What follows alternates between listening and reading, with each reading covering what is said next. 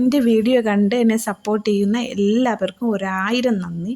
ഇന്ന് ഞാൻ ഒരു കിച്ചൺ ടിപ്പായിട്ടാണ് വന്നിരിക്കുന്നത്. ഇത് നിങ്ങൾ കംപ്ലീറ്റ് ആയിട്ട് കാണണേ. എല്ലാവർക്കും പുതിയൊരു വീഡിയോയിലോട്ട് സ്വാഗതം.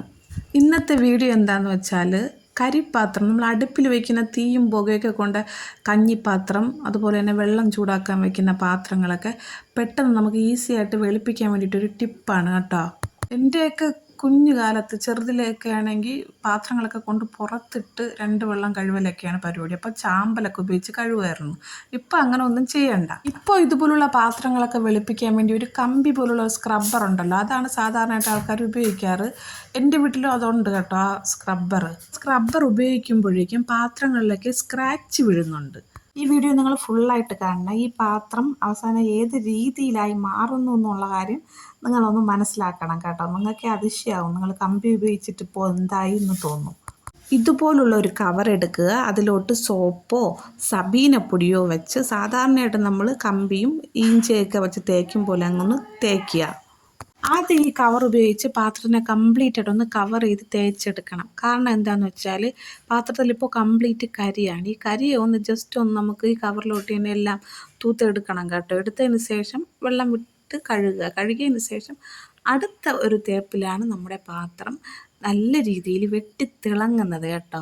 ഈ കവർ ഉപയോഗിച്ച് നമ്മൾ ഗ്ലാസ്സുകളും പാത്രങ്ങളും സ്പൂണുകളൊക്കെ കഴുകുമ്പോൾ ഉണ്ടല്ലോ, പുതിയതുപോലെ നല്ല രീതിയിൽ തിളങ്ങും. എന്താണെന്ന് വെച്ചാൽ ഈ മിനുസമായിട്ടുള്ള പ്രതലത്തിൽ മിനുസമായിട്ടുള്ള എന്തെങ്കിലും ഉപയോഗിച്ച് കഴുകുമ്പോഴാണ് അത് നല്ല രീതിയിൽ മാറുന്നത്. നമുക്ക് അറിഞ്ഞുകൂടാത്തതുകൊണ്ടാണ് കേട്ടോ. ഇപ്പോൾ ഈ പാത്രത്തിലുള്ള കംപ്ലീറ്റ് കരി നമ്മളൊന്ന് തൂത്തെടുത്തിട്ടുണ്ട് കേട്ടോ. ഇനി ജസ്റ്റ് ഒന്ന് നമുക്ക് വെള്ളം വിത്തി ഒന്ന് മാറ്റി നോക്കാം. നേരത്തെ കാട്ടിലും നല്ലപോലെ ഒരു മാറ്റം ഉണ്ട് കേട്ടോ. പക്ഷേ ഇതല്ല സംഭവം. ഇപ്പോൾ നമുക്ക് ആ കരി കളയാൻ വേണ്ടിയിട്ട് മാത്രം ജസ്റ്റ് ഒന്ന് ഒരു തേപ്പാണ് ഇപ്പോൾ കഴിഞ്ഞത്. ഇനി നമുക്ക് ഈ കരിയായ കവറിന് നല്ലപോലെ ഒന്ന് കഴുകണം. അല്ലെങ്കിൽ നിങ്ങൾക്ക് വേറെ കവർ ഉപയോഗിക്കാം. കവറിന് ക്ഷാമമൊന്നുമില്ലല്ലോ, വേറെ കവർ എടുക്കാം കേട്ടോ.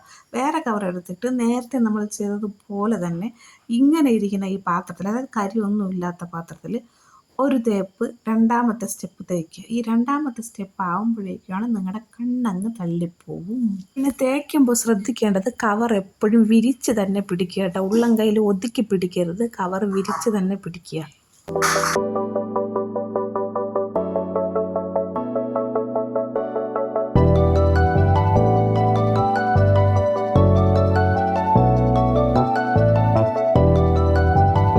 നല്ല മാറ്റം ഒന്നത് കാണാൻ പറ്റുന്നുണ്ടോ? നല്ല രീതിയിൽ മാറ്റം നിങ്ങൾക്ക് കാണാൻ പറ്റും. ഈ കവർ ഉപയോഗിച്ച് മാക്സിമം വിരിച്ച് പിടിച്ച് നല്ല രീതിയിൽ ഒന്ന് തേച്ചെടുക്കുമ്പോഴേക്കും പാത്രം പളപള വെളുക്കും.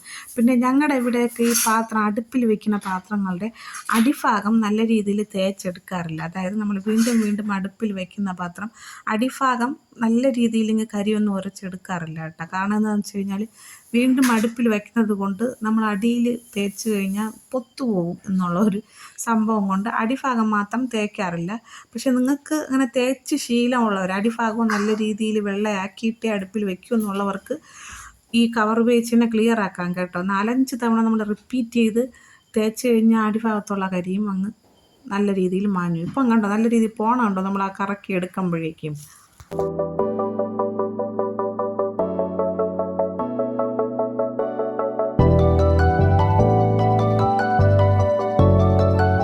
ഒരുപാട് പേർക്ക് അറിയാമായിരിക്കുമേ, പക്ഷേ ഇത് അറിവില്ലാത്തവർക്ക് വേണ്ടിയിട്ടുള്ള വീഡിയോ ആണ് കേട്ടോ. ഇങ്ങനെ ഒരു സംഭവം ഉണ്ട്. ഇപ്പോഴും ചകിരിയും ഇഞ്ചിയൊക്കെ ഉപയോഗിക്കുന്നവരുണ്ട്, ചാമ്പൽപ്പൊടി ഉപയോഗിക്കുന്നവരുണ്ട്. പക്ഷേ അവർക്കൊക്കെ ഇതൊരു യൂസ്ഫുൾ ആയിരിക്കുമെന്ന് ഞാൻ വിചാരിക്കുന്നു.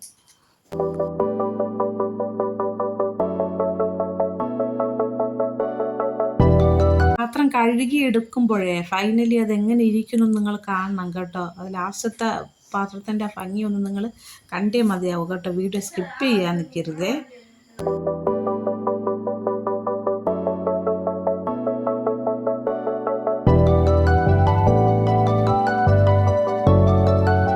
അപ്പോൾ ഇതാണ് നമ്മുടെ പാത്രത്തിൻ്റെ അവസാനത്തെ ലുക്ക് കണ്ടോ.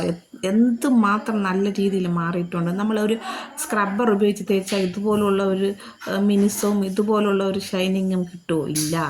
അപ്പോൾ വീഡിയോ ഇഷ്ടമായാൽ ലൈക്ക് ചെയ്യാനും സബ്സ്ക്രൈബ് ചെയ്യാനും സപ്പോർട്ട് ചെയ്യാനും ഒന്നും മറന്നേക്കല്ലേ. Thank you.